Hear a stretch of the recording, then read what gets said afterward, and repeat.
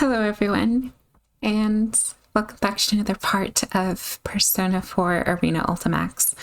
We're going to try to finish up the Narukami story in this one, and maybe start another one, but we'll see how we feel on that. I may just, finish this up and leave it at that, at least for this video, just so that I don't have to have trouble finding out what to do for the thumbnail or the title. So yeah, but we'll see.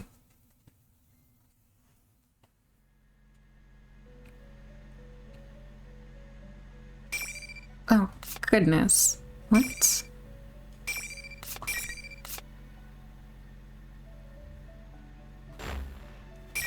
This is the start.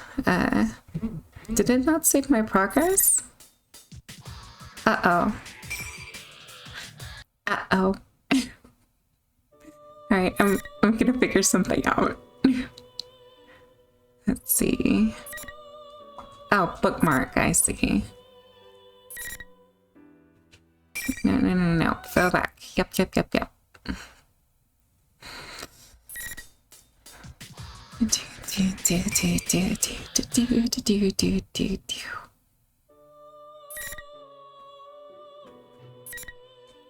There we go. That's weird.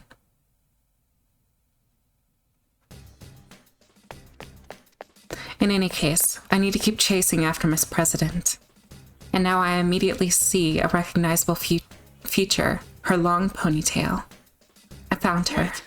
It's too dangerous to go alone. Miss President turns around in response to my voice. She's smiling. I wasn't expecting that at all. Calling me impressed that you managed to catch up to me so quick. This calmness. Had she expected that I would follow her? I'm beginning to feel like she's toying with me. But I understand now. Nothing I can say to her will change her mind. There's no helping it then. Promise me that you won't leave my side. And you can't do anything rash. If you can't agree to those terms, I'll have to force you into protective custody. This is a matter of life and death for you. Sure thing. Then let's get to that announcement room together. I thought that I'd be able to keep her in check by saying that her life was in danger, but she didn't seem to take any notice. She just shrugged and accepted my proposal. She's quite hard to deal with. I'm not sure if she knows how I'm feeling, but she speaks up. Hey, mind if I ask you something? What is it? There's a moment of silence. Just as I'm about to ask her to go on, Miss President continues. It's tough, being forced to fight your friends, huh? Sorry. You don't gotta answer. She must still be thinking about my fight with Yukiko. True, I'm slightly hesitant to talk about any of this, but it's a question that must be answered. That's how it feels to me. No, you're right. If I could avoid it, I would. But I believe in my friends. You mean your friends won't hate you after the fight? Or you think they'll understand that you don't really want to fight? I don't know. Both, maybe. I mean, there's no way we'd fight each other without some kind of reason. Will she believe that answer? I study Miss President's face. But when she opens her mouth, she has an unexpectedly gloomy look in her eyes. What if you had to kill each other? Kill each other? I truly hadn't anticipated that question. I'm caught off guard by how I haven't noticed how I haven't even considered it. Excuse me. It's true that no guarantee that this General Teddy won't suddenly decide to make us fight to the death on a whim. Sorry, that was probably over the line. I don't know why I said that.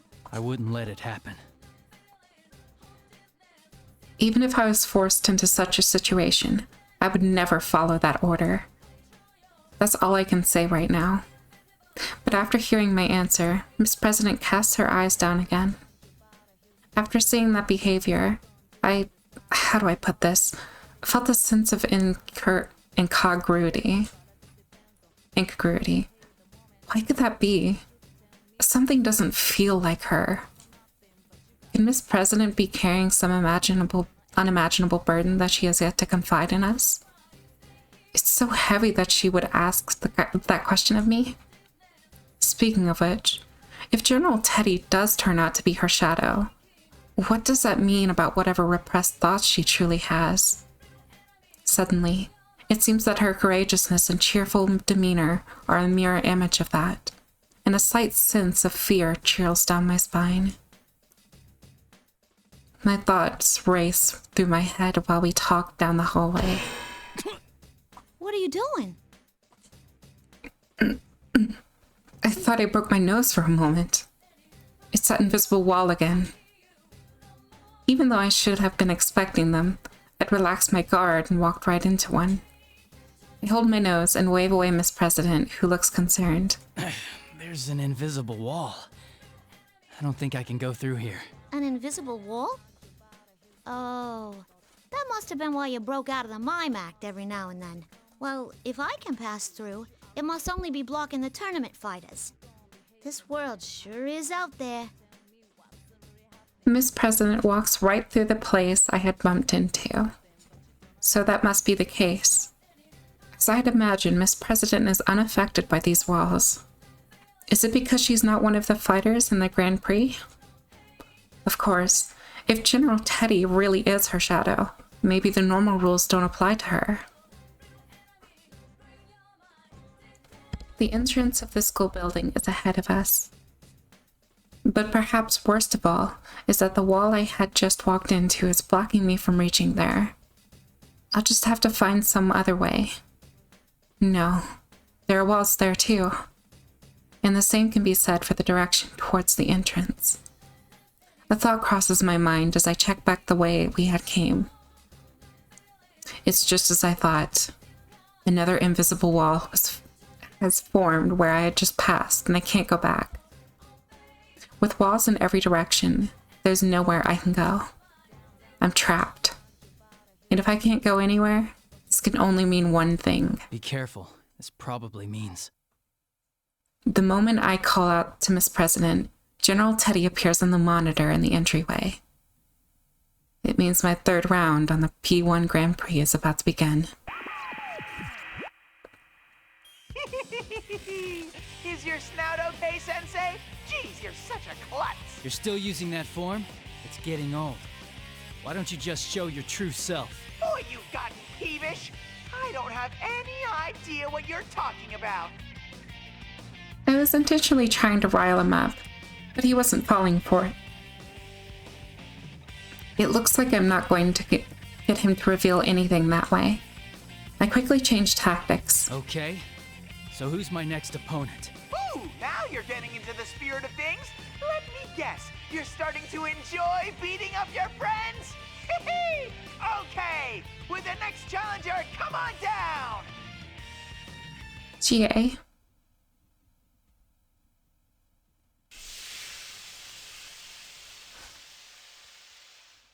The general doesn't pick up on my intention and loudly yells out what appears to be his pre-battle catchphrase.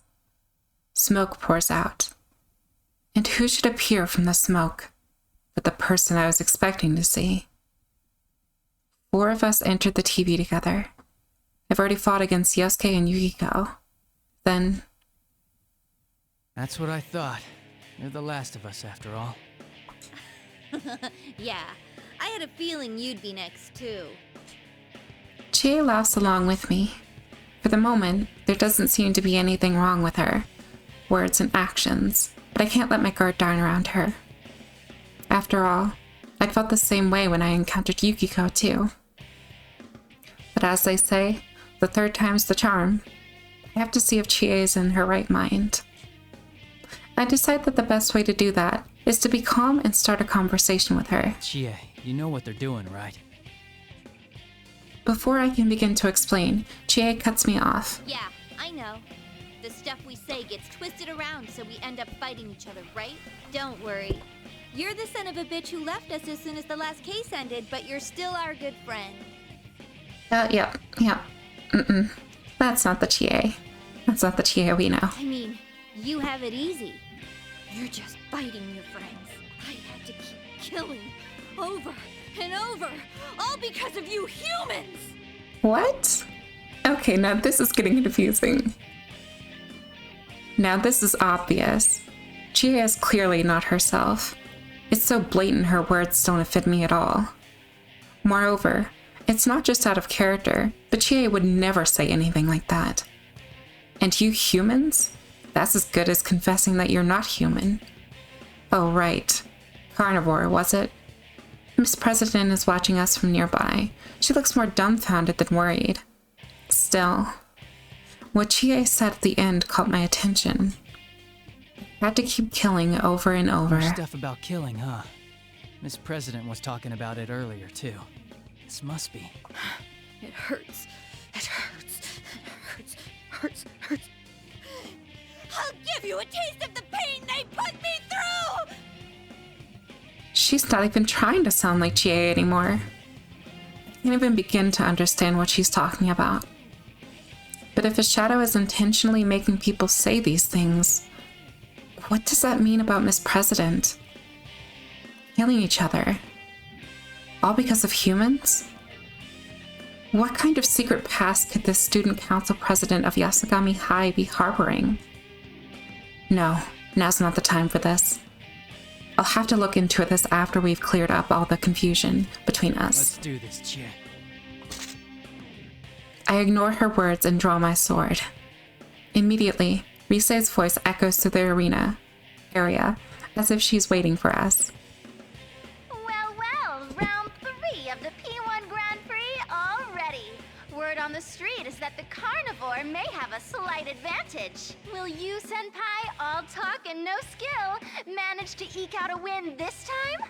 Let's get this show on the road. Ready?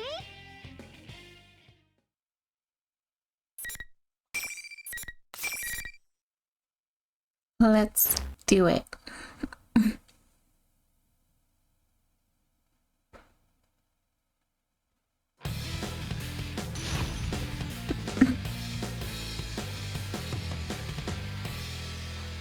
Alright, Chie is kind of hard to fight against.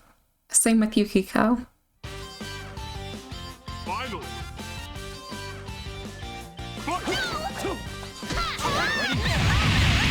Nice try. Over here, closing in. Aww. Looks like they're fighting. Enough. Enough.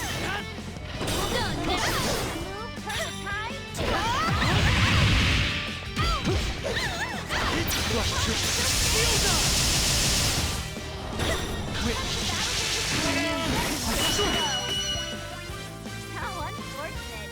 Better luck next time. Easy sauce. And maybe I should turn this down a bit. It's a bit loud. Sorry for all of your ears. I'll keep that in mind for next time.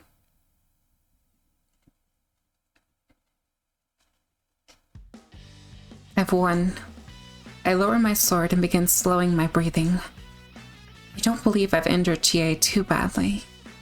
Considering this was my 3rd time having to do this, I feel like I'm getting pretty good at not having to seriously wound people in a fight. Wipe that smug look off your face. This isn't fun at all! General Teddy has seen the fights ended without any injuries, and he spits his words through the monitor. The image on the monitor then disappears without anything further. Let him say whatever he wants. I fought all of the friends I came into the TV with, and none of them are hurt. All that's left is to head into the announcement room and make sure Nanako is safe, and then we'll be able to go home. I walk over to Chie and help her up off the ground. She's come back to her senses, and she seems a little sheepish. Are you alright? I think so. Man, you're strong. I'm kind of shocked at how much of a difference there is between us. Look who's talking. I've never been kicked around so badly in my life. I wait for Chie to reach her feet, and then tell her everything that's happened up to this point. So the others are safe too? Oh, what a relief. I was pretty worried. Chie is so relieved that she sits down on the floor once more. I can't help but smile at that reaction. She really does care about her friends. Yeah, these are the people I believe in. Seeing us exchanging smiles like nothing was wrong, Miss President sounds perplexed when she speaks up. You guys really are tight, aren't you? Makes me jealous. Well, we did spend a whole lot of time together last year because of that case. Sure, I was surprised to hear such weird stuff coming from him, but I know he'd never say any of that to me. Oh, that's so sweet. Wait a sec. Who are you? Oh, I forgot about that. I quickly introduce Miss President and tell Chie that she's been a victim of this case. But Chie looks again at Miss President suspiciously. Huh? The student council president?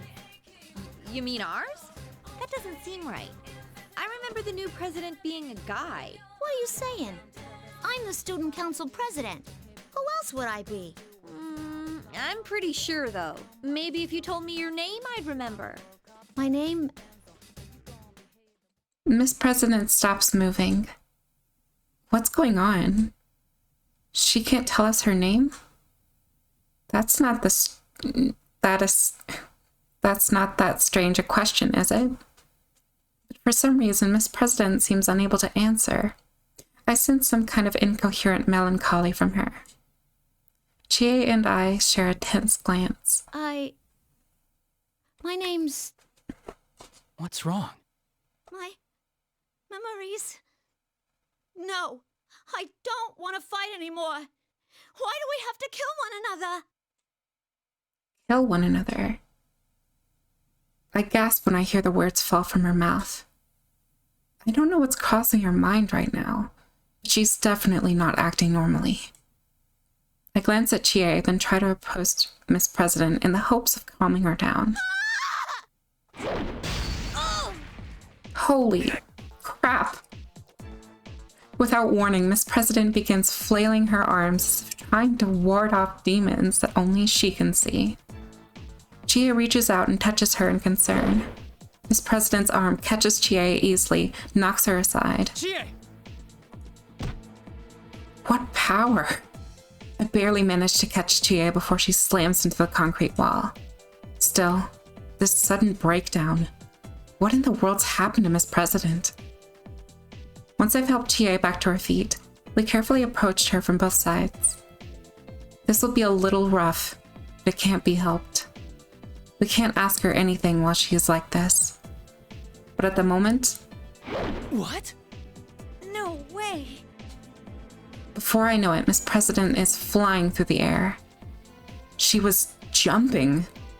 For a moment, I can't comprehend what I'm seeing. This is no ordinary leap. She was at a standstill, but now her entire body is suddenly up higher than my head. Her jumping ability is unbelievable. Chie and I look up in astonishment as Miss President kicks off the ceiling to change directions and lands at a full run. Wow. Who is that girl? Did I say something to offend her? She did mention something about her memories. Come to think of it, her memories did seem a little muddled. Maybe she was on the verge of getting them back. What kind of memory would make her go nuts and run away like that? I can't answer Chie at all. What if you had to kill each other? I hear Miss President's sad voice in my head. Chie apparently wasn't expecting me to answer her, and she continues. I'll wait here. Make sure you rescue her, okay? Her voice is strong and confident. To drive the point home, she pokes my chest with her finger as if ordering me. Even though she might be in danger herself, she's still worrying about others. All my friends are like that. That makes me really happy right now. I ask Chie if she'll be alright on her own. She fires back, "Let me worry about that." I nod at her and begin running after Miss President once more. I will save her, no matter what.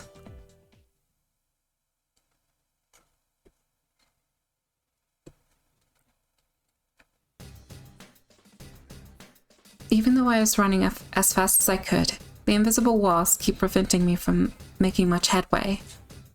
I attempted to strike the walls with my persona, but nothing happened. So many invisible walls, one after another.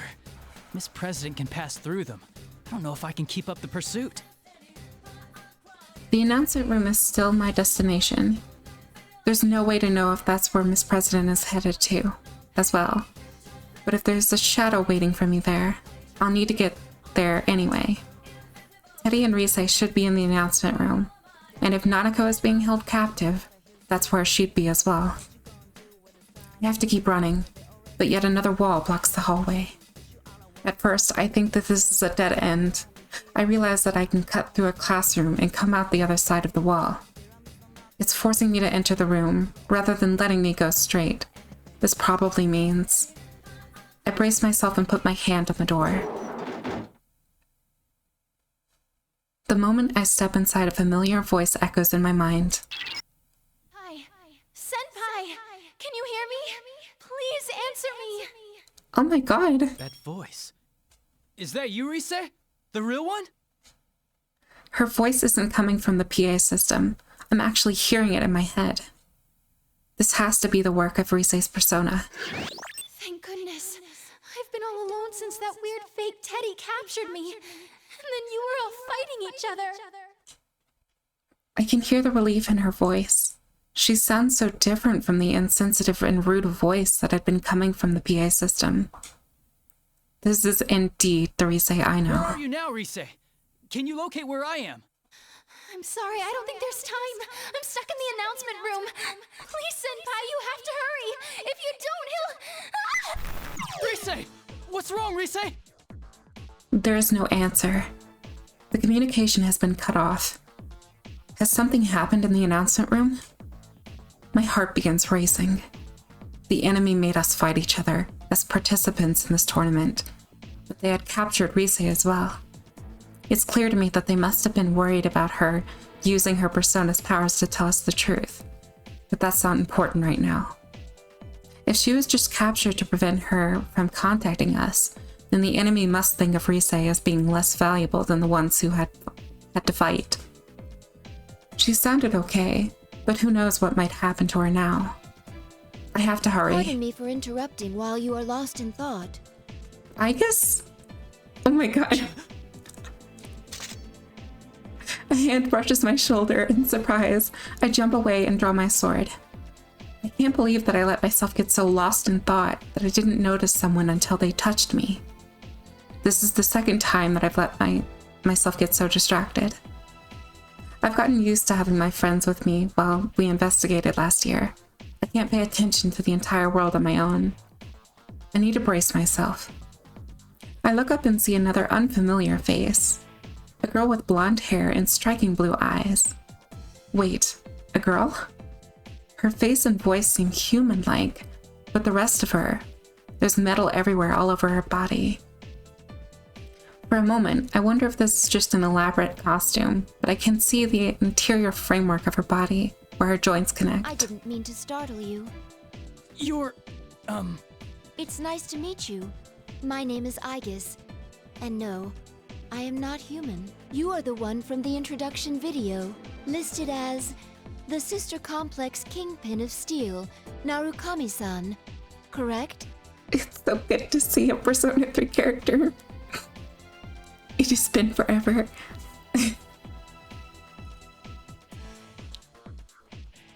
The question catches me off guard.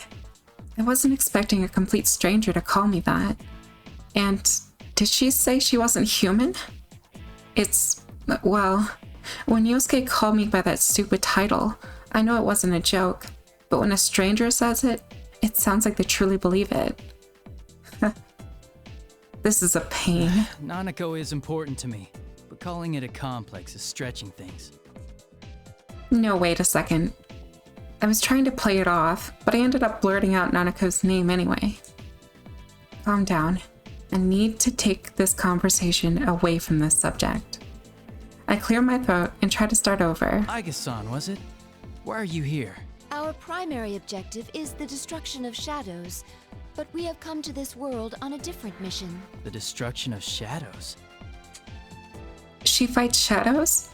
But how can she do that if... Does that mean... Yes, I have a persona as well.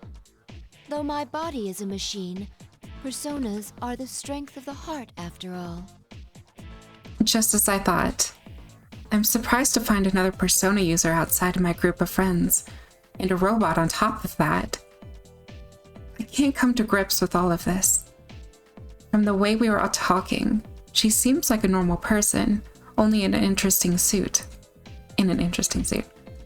True, I've seen stories on the news about robots looking uncannily like real humans.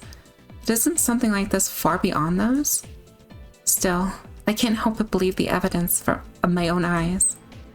I mean, I've been hopping in and out of TVs for the last year. Who am I to say what's strange or not? Perhaps the technology behind her creation has a supernatural roots of its own. I find myself growing more and more interested in how she came to be here, but I have to put that aside now. There's something I need to find out from her first. This P1 Grand Prix. It's so similar to the events of last year, but to think that it would involve someone like her.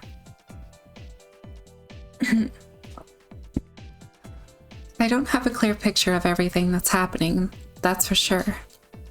I calm myself and ask her what I feel would tell me what she is doing in this world. And what is this mission of yours? She opens her mouth to respond, but just then,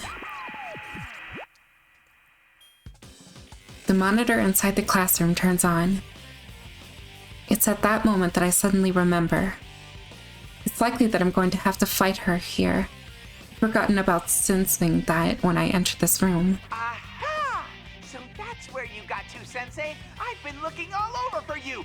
Ooh, who's the honey?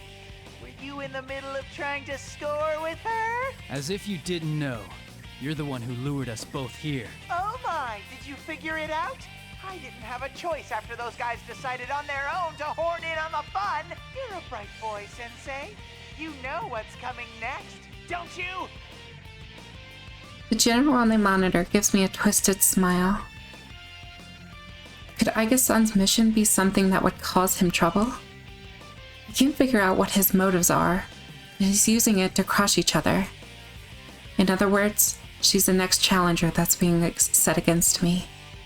Aiga-san seems to understand this as well, and she is starting to monitor with a quiet animosity, staring at the monitor. Sorry about this. Do you know the rule of this tournament? Only the victor of each match may move on. Yes? I have nothing against you, but I'm in a hurry for my own reasons. Neither of us, in other words, can back down. Then there should be no hard feelings. Aiga-san is refreshingly straightforward about this. She immediately takes a fighting stance. A bitter thought comes to me. It's though being forced to fight my friends, but having to hurt someone that I don't even know is just as bad.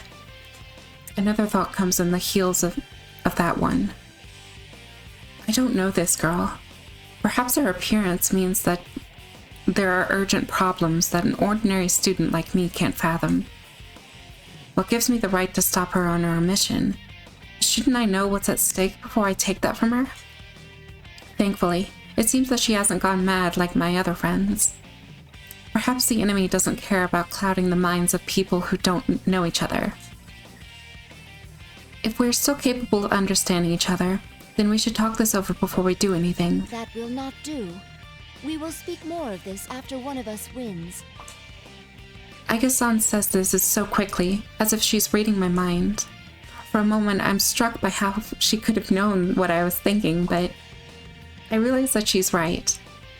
What good would it do for us to talk things over? True, the loser cannot leave this room, but until we have to battle, neither one of us is going to get anywhere. It doesn't really matter if we can come to an understanding or not. Until we have a fight, none of our goals are going to be accomplished. If that's the case, then it's better if we don't hear about each other's problems before we fight. That could be why Aiga-san hasn't told me anything. This must be her version of kindness. I silently ready my sword. Aiga-san appears to smile slightly when I do. right. I'm not going to give up on that, on what I'm fighting for either. I need Nanako and my friends to be safe. And I have to make sure that Miss President is okay. I will use everything I can to protect them. To thank her for consideration, I make it a point to announce I'm ready to start the fight. And here goes.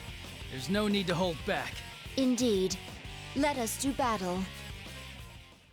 Let's do it.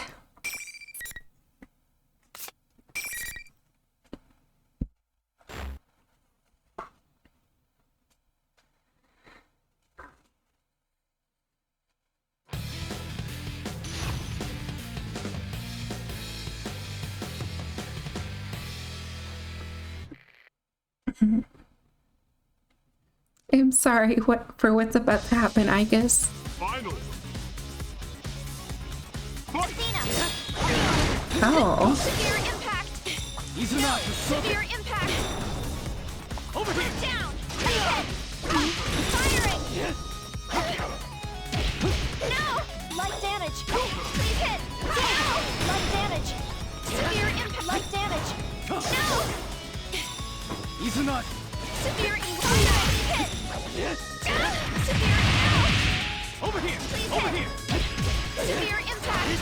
Light damage! Fire! Let's end this.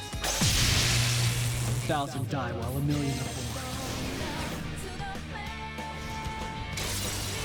It's over!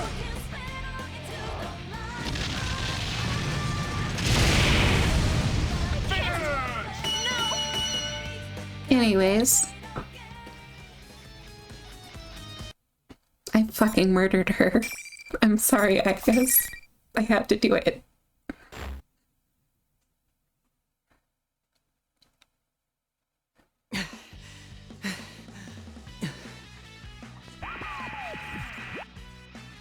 Wowza! Now that's the sensei I know! That hunk of junk was no match for you! Serves you right! Keep suffering! Friend against friend, beating the heck out of each other! A machine with the power of a persona. She was made to fight shadows, but I had no idea what she was capable of. I feel like my mind has been drained even more than my body. It angers me to see the general is watching over us with an expression of joy, as if we were some performers for his amusement. I look up and glare at the monitor. I don't know why you're making us fight, but it's pointless.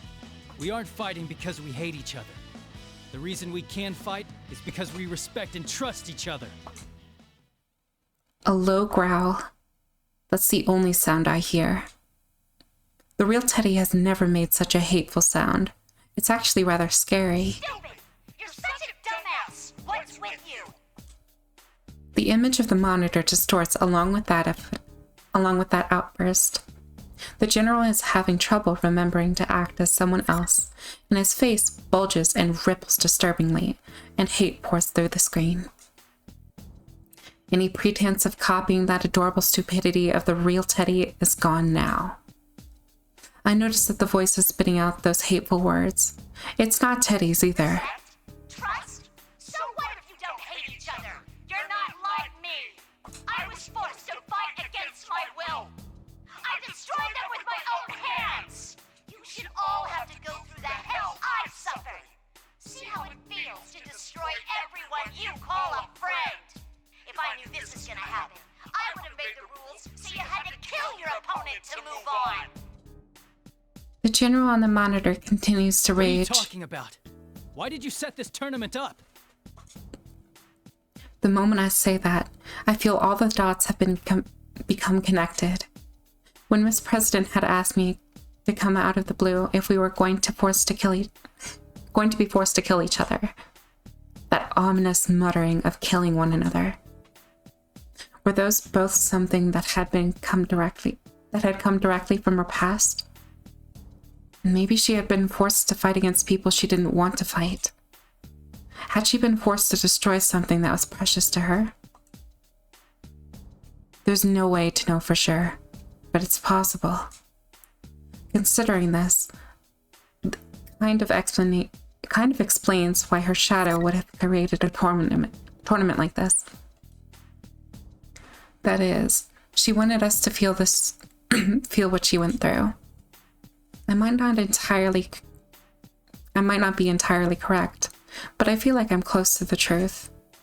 Should I just ask General Teddy about my suspicions? But as I'm considering raising my voice... Pardon my eccentric entrance. I'm sorry, Elizabeth? What? Someone comes crashing through the ceiling. What in the world?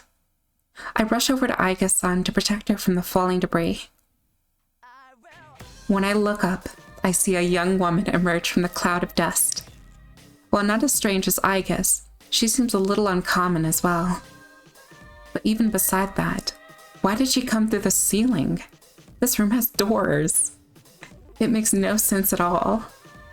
I was about to get through the heart of the matter with General Teddy, but the monitor in this room has been destroyed along with the ceiling. Though she seems oblivious to my confusion, the girl cocks her head and apologizes again. Oh, please excuse me. I didn't have the faintest idea that someone would be here. She is the scariest person to fight in this entire game, I have noticed. I have fought everyone, just like practicing and whatnot. She is by far the scariest.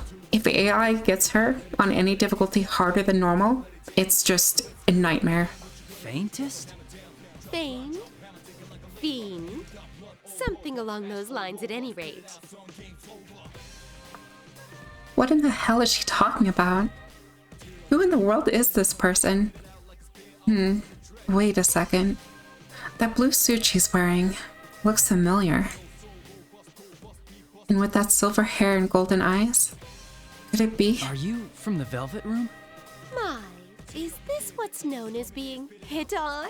A forbidden ritual where one human approaches another based solely on appearance and bets on the inner self being equally attractive.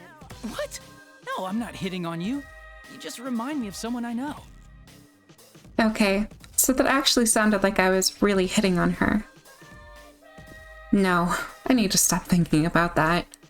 In any case, I need to ask her Do something. you happen to know anyone by the name of Margaret? Margaret. When she repeats that name, her face seems surprisingly youthful. I'd been taken aback by her bizarre speech and actions. But could this girl be younger than me? Her profile simultaneously evokes the images of a pondering philosopher and an innocent girl. I can't figure out how exactly to speak to her. Should I be more polite? I guess that doesn't matter too much. Anyway, worrying about the niceties isn't the most important thing right now. Oh, actually, we should introduce ourselves first. I'm Yu Narukami. Ah, that had slipped my mind also. My name is Elizabeth. Dear me, to hear that name fraught with memories in such a mundane, remote place. She thinks of this world as a mundane place? That's confusing. Yaso Inaba may be out in the countryside, but I don't think that's as bad as people says it is. The girl, Elizabeth, suddenly bows elegantly to me. Margaret is indeed my sister's name. Sister? Oh, I see. Can I take that to mean that you are another guest of that room? I see. So she's Margaret's sister. That would explain why she reminds me of her. Elizabeth-san, huh? Well, I guess that's the case. It's true that there was a time when I visited that room. Igor, Margaret, and now Elizabeth. It seems there are more people who call that place home than I thought. I think I'm glad to meet Margaret last year instead of this girl. But why is a resident of the Velvet Room here? Did Margaret send you with a message or something? I am currently utterly neglecting my duties. Is that so? That doesn't really tell me much, and I have no response anyway. So what possessed her to come blasting through the ceiling instead of using the door? I decide not to bother asking her that. I've met so many different people over the last year, but trying to have conversation with this girl is like trying to ride a wild horse. She's just gonna ignore the direction I'm trying to steer us towards and just veer off wherever she wants. Best to just hold on and go along with the ride then. Maybe if I pay attention, she'll tell me something worth my time. Even if I try to ask her any questions, she'll just likely be confused anyway. Just as I'm having that thought, the girl seems to have noticed my hesitation and starts to talk about herself. Her eyes lit up with a sincere passion. She really is a hard one to read. I have a certain desire. It may take a very long time for it to be realized. In order for my wish to be granted, I require a power much greater than what I have. The power of the wild card that changes bonds into strength. I have a feeling that the key lies there. I know a little about the wild card, but I feel that the first glue to granting my wish lies within that power. glue? Flu? Oh my gosh. Elizabeth. Influenza. Oh god. Something along those lines at any rate. She's having trouble coming up with the right words, but I can hear the sincerity in her speech. Probably.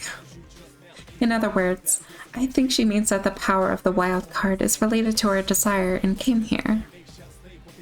I don't think it's worth it to ask how she knew that I had the power, or where she found out about it. Just as I'm struggling to follow the wandering path of her conversation, she brings up an outrageous suggestion. Might I suggest that you and I fight? I'm gonna fucking die. What? Someone please tell me how she reached that conclusion, like this was a good idea. I don't think I have a choice of talking her out of it, though. But of course, I have to try, so I say... Give me a break. Oh, how excited this is making me. My expectations are ascending skyward at Mach speed.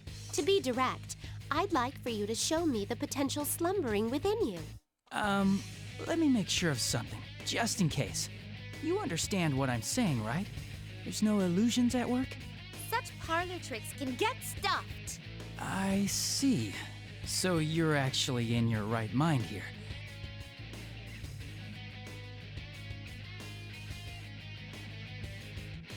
Well, maybe she understood what I meant when I mentioned the illusions. If that's so, she at least must have an idea of what's going on around here. And even though she might understand it, she still wants to fight me. I wonder, though, if she's unrelated to General Teddy's plans and invited herself to the tournament, do the usual rules apply? As I think about this, Elizabeth-san taps her foot on the ground and takes a fighting posture. She really does want to fight. The huge leather-bound book in her hands opened, as if by itself. Oh god, I'm scared. A torrent of power flows from the open book with the blue light. I can't believe that this is the strange girl has an unimaginable power. She seems so aloof. No, it may be more correct to call it the air of imminent violence. All right. I won't be able to hold back. To be honest, I was really only saying that in the hopes of bluffing her. I have absolutely no room to hold back in this fight. I hurriedly cast off my fear and focus on the upcoming battle. There's no room for doubt. I need to hit her with my full strength from the start. Even if I were to fight her with the intent of killing her, I'll be lucky not to end up dead myself. At least, that's how I feel. Elizabeth-san calmly begins the battle. Let us do this. Your fate is in the cards. I don't like fighting Elizabeth. It's too hard.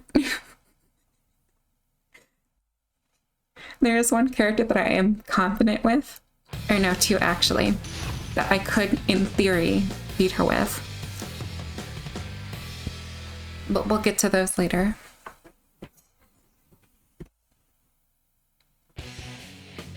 Final. Nice try. Impressive. We're through. Impressive. Over here. Over here. Impressive. Impressive. I see. As I anticipated. Oh god. Now up.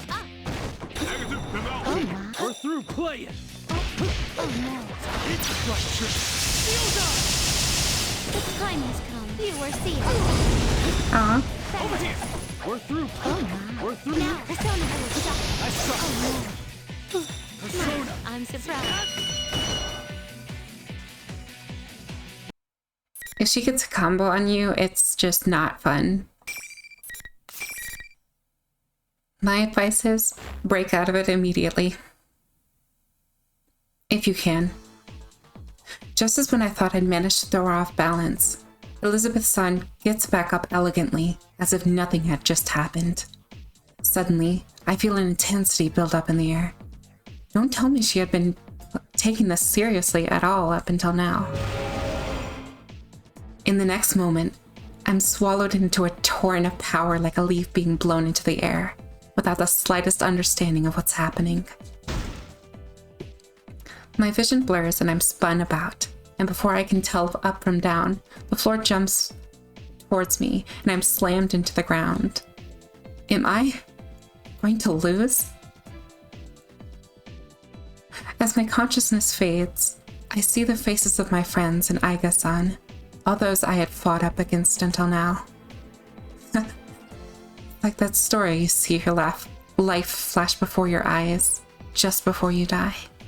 Am I dying? Can I really accept that? It's not over. I haven't lost yet. It's not over. I haven't lost yet. I can still fight. I've come so far. I can't lose heart now. I desperately force my legs to move and manage to stand up again. Elizabeth-san shuts her book with an air of finality. I see. I am quite content with this outcome. It seems you possess true strength. The unyielding torrent of power suddenly ceases without warning.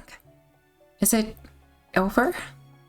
Even as I come to understand that, I continue to stand stock still, unable to move. I believed you were at the limits of your stamina after the battle against Aegis earlier. In actuality, your heart almost gave in during your struggle with me. But each time you faltered, the many hearts supporting you gave you strength, helping you to rise again. She cuts herself off and nods to herself, as if to confirm some suspicion. This was truly an intriguing battle. I believe our encounter has borne much flute. Flute? Flu? Oh no. Oh god, Jimmy. She doesn't know what she's saying at all. Poor Elizabeth. In any case, I am quite pleased. Even after a battle, she acts like that. I feel like a fool for believing that she was really would have killed me, even if it felt quite real at the time. I can't believe any of this. My legs give out under me, and I sink to the ground. Maybe she understands how I feel. Elizabeth-san looks straight into my eyes. May I ask you something? To continue fighting in order to prevent an undesirable future. It is a path of endless hardship. Would you still choose to walk it? Margaret had said something similar just before this tournament had begun. How I had overcome the ordeal concealing last year's case concerning, and opened the door. Margaret and Elizabeth-san's words came together in my mind. Yeah. Working for a better tomorrow isn't just a one-time thing. The tomorrows keep coming. Opening the door is necessary, but it's not what's truly important. What's more important is making sure that you follow the path that's beyond the door. Only once you have the path in mind does it matter whether you've opened the door or not. That's how I feel. I would keep fighting for the future we want. Elizabeth's-san smiles. It seems the former dweller in the Velvet Room is pleased with my answer. She must have chosen a path of her own at some point, and is doing everything in her power to see it through. Maybe I'm jumping to conclusions, but I feel as if I'm able to understand her a little better now. Well then, it's time for me to bid you adieu. By your leave, I, Elizabeth, am out of here. You have gained the social link of, I don't know, what would be a good one for her? Death. Yeah. Death is accurate. With this, Elizabeth briskly walks out of the room. She caused me more trouble, but I've also learned something about myself as well. I think I'll call it a draw. As I wave goodbye to Elizabeth, I hear Aiga-san getting up to her feet behind me. Oh god, the music! No, not this one. Please, no. Are you alright? You shouldn't force yourself to move.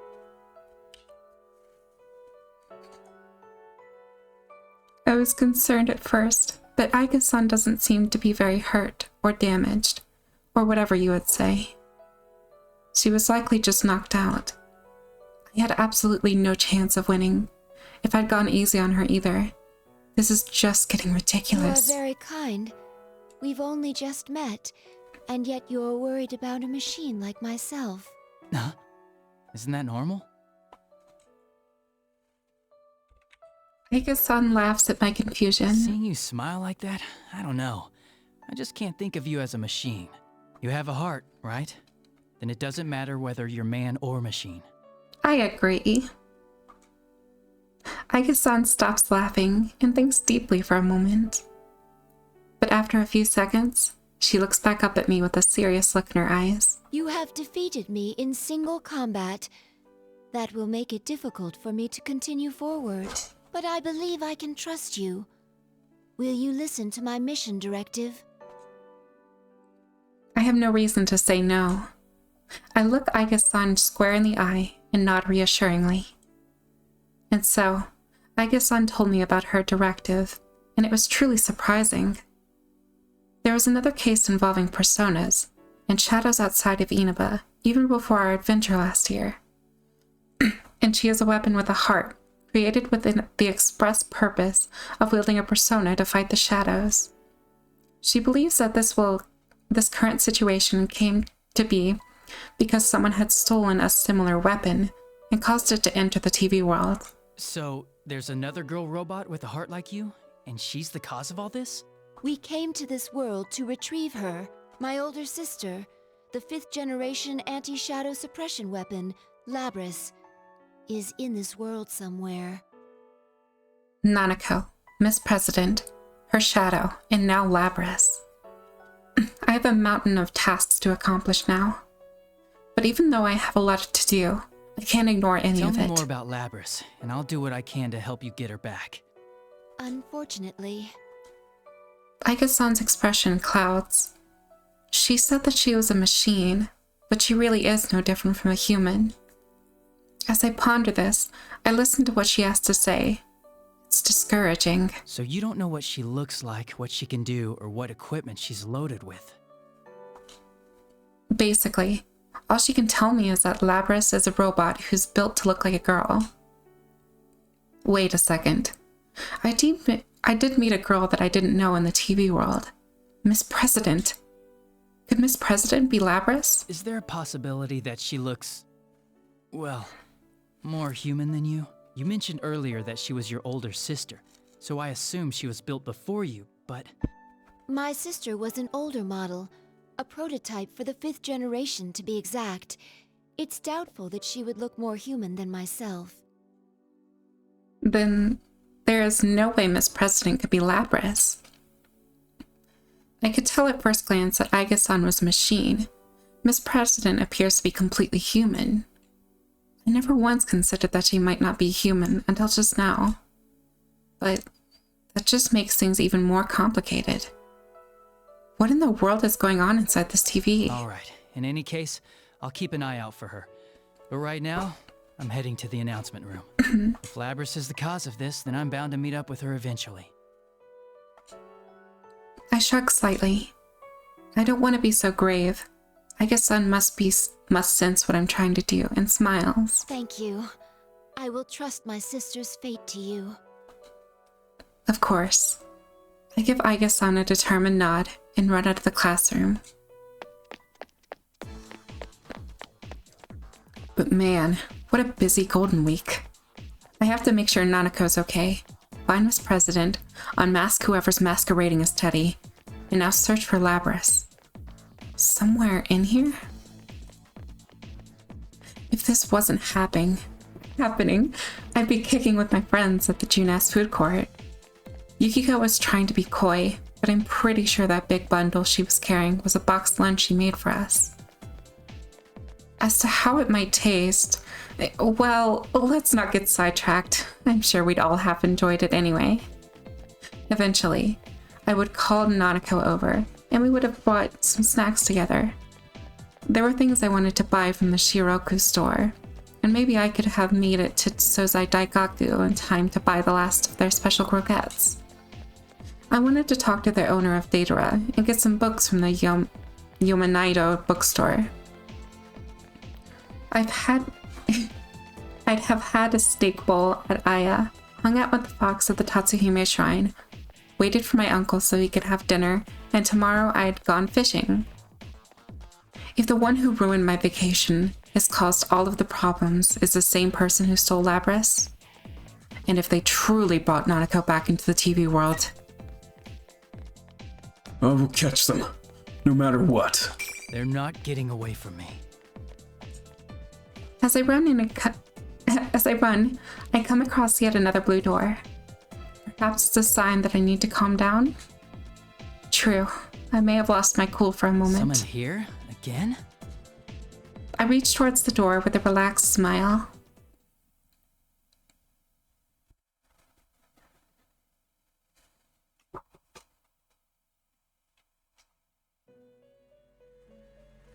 Margaret is in her usual position. I glance around to see if there's anyone else in here. It looks like her new nutcase of a sister isn't here. Margaret notices me looking and sighs a seductive sound that also conveys annoyance.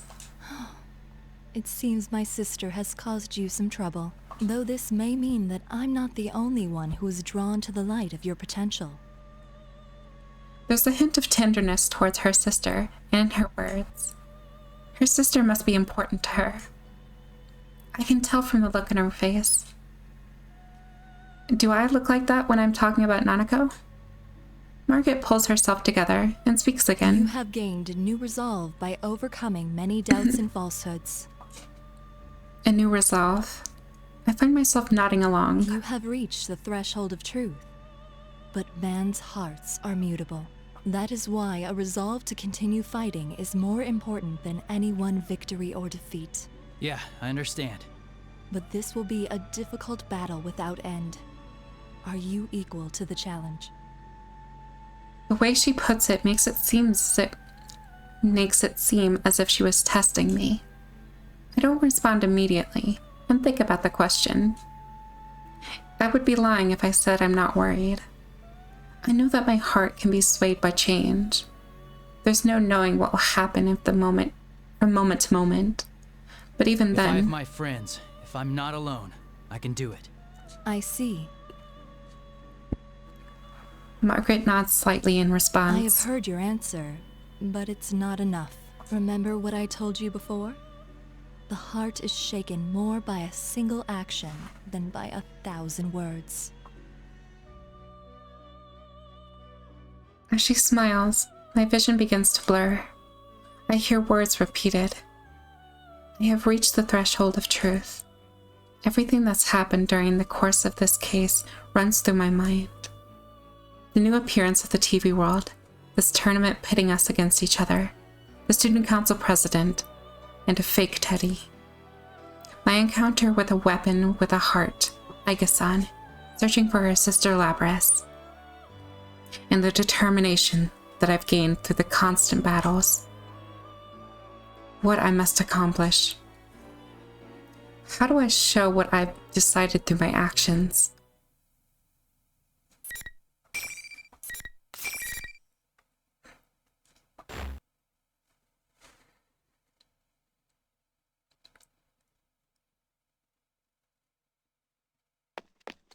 It seems that the number of the invisible walls has decreased. Could this mean that the end is near? Just as I think that, I hear a familiar voice. That's enough! That was Miss President's voice. It was coming from the door in the announcement room. I finally made it. I open the door to the announcement room and rush inside. You're finally here. Hello. Hello, Sensei! Congratulations! How does it feel to have won the P1 Grand Prix? The general smirks at me as I pass through the door. Behind him, Miss President and Rise. When the two of them see me, Miss President looks confused, while Rise's face lights up with joy. There you are, Senpai. You're late. I have to stay cautious of the general, but I signal to the girls that everything will be alright now. The general is closer to them than I am. I can't afford to make any reckless moves just yet. And there's one more thing I need to know. Teddy, where's Nanako? I look around in the announcement room, but Nanako is nowhere to be found. The general's face distorts with an ugly glee. Nana-chan's right here. See? Slowly, the general extends his arm that was held behind him. And there is Nanako. Her arms are clutched to her chest, and she slowly takes a few steps towards me, obviously frightened. Nanako! After taking a step forward, I notice something bizarre. The general disappeared? For a brief instant, my full attention had been focused on Nanako. The general had been standing directly behind her, but now he's gone. How could he have gone somewhere else that quickly, right in front of me without me noticing it? Bro. While I'm confused about the general's disappearance, Nanako weakly calls to me. Being in the TV world obviously taking a toll on her. She totters towards me unsteadily, looking ready to collapse at any moment. I can think about the general later. I have to save Nanako right now. As I reach out to her, Rise yells, Senpai, no! Nanako-chan's not there! Nanako's not there? What is she saying? She's right here. Just as I'm about to say so, my hand stops. Something's not right. I try to look into Nanako's face once more, and in the eyes, I saw madness. Oh, so close! Just a little more and Sensei would have been a goner! You bastard! I'd barely reacted in time to draw my sword to block the attack. The general suddenly appears out of nowhere to attack me with his cane, and I get a good look at him as our weapons clash together. I see the madness in his face, the same madness that I've seen in Nanako's only a moment before. That's when I noticed that Nanako has disappeared. What's going on? You've got it wrong, Senpai. It's all been him from the beginning. He can make whoever's looking at him see him as someone else. So he's not actually taking on other forms? No, he's just distorting the things you see and hear. That's right. The enemy is able to control and see what I see and hear. I'd realized that after all the battles that I'd had today, but seeing Nanako had made me forget all that. The general laughs at this. It's hard for me to show someone who isn't here. But you actually saw this Nanako girl? You're hopeless. Just like how my friends hadn't actually gone crazy before our fights, Nanako had never been brought into this world in the first place. The appearance before me is a fake. He distorted our senses all to make us suffer. But just as I thought, he couldn't deceive Rise's persona abilities. That's why he kidnapped her, to keep her from warning us during his tournament. Now that I know that, I push General's cane away and jump back towards the girls in order to distance myself from him. Good. Now I'm between them and the General. I then look straight at the one behind this bizarre situation. Who in the world are you? You still can't tell? Seriously, the level of intelligence around here. Fine then. Here. Get a good look.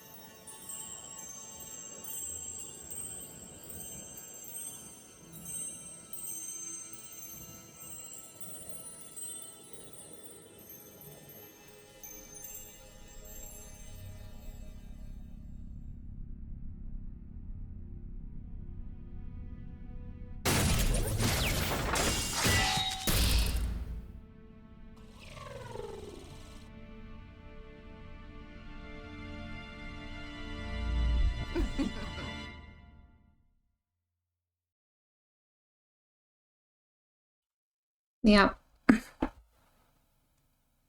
I am a shadow. The true self. That's my face. I saw metal limbs, golden eyes, a ponytail, and a mirror image of Miss President's face, even though she was standing behind me, trembling. How about it? You wanted to see what I am, didn't you? Why does she look like me? That's its true form. That thing is your shadow. This Oh my goodness. Can I... Backlog. There we go. She really came from inside me? Alright. Rise tries to calm Miss President, but the girl shakes her head in denial and squeezes her eyes shut. While Miss President refuses to look at this mechanical-looking being, I now understand what's going on. Because this isn't the first time that I've seen a robotic girl before. All the facts match up. The way she was able to run so fast without so much as breathing heavily, even in the TV world. The sense of wrongness that I'd had when Miss President had asked me about killing my friends. The way she avoided telling me her name. That superhuman strength when she hit Chie, and that incredible jump to get away from us. And the Shadow's ability to interfere with the senses of other people. Just as Margaret had said, all the pieces to the puzzle were laid out before me. They've all come together, and now I can see the truth. She is indeed Labris. Labris, another weapon with a heart, stolen by someone unknown and thrown into the TV world, created the school and forced us to fight our friends. This deep-rooted depression regarding her past memories. All of this took form of Labris's shadow, and manipulated everything here. Labris, don't look away. If you don't accept her, she'll get even stronger. Labris only shivers when I call out to her. There has to be some reason why she believed that she was student council president. But that's just disguise more for herself than for us. No matter how comfortable it is, it's only there to cloud her eyes from the truth. I don't know what your past was like. It must have had some painful memories. But you have us with you now. We're going to get you out of here. I call out to Labris while keeping an eye on the shadow. The shadow isn't the darkness within a person's heart. Unless it is accepted by the person it came from, it will never disappear for good. But with that in mind, all we can do is watch over her, as she accepts the darkness within her. We'll have to protect her when the shadow goes berserk and tries to kill her. But Labris continues to shake her head and tremble violently. My words aren't getting through to her. You hear that, me? Your friend is trying to tell you something. Too bad he doesn't understand at all. These clowns are so hopelessly naive. The shadow laughs shrilly. It continues to smear more poison into Labris's heart. I wish I could have made them feel my pain. What it's like having to murder one another. That sadness and pain and anguish. Everything went black, and I was always left alone. I'm a weapon. A machine made only to fight. No human can understand my suffering. Stop! I've had enough. I'm human. I'm not like that. This isn't good. I settle the fighting stance, ready for anything, though I have a good idea what's going to happen. Oh, you're still clinging to that? Then take a look at what you really are. The shadow's eyes gleam with golden light. The change begins immediately. A shimmer runs across Labris's body, and instead of the normal human girl there had been a moment ago, she has a metallic body, just like her shadow. No! No! Labris loses all composure and scratches her arm trying to tear away the metal that had appeared. But there was no more change than just her arms. Her legs, waist, chest, even her head, everything not covered by her clothing was now obviously mechanical. a reality that she didn't want to face. There are no words we can say to her. No matter what we say, reality won't change. Lapras falls to her knees and finally mutters the words I was dreading she'd say.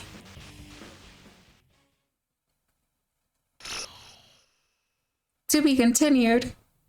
What? Oh, come on. That's some bullshit.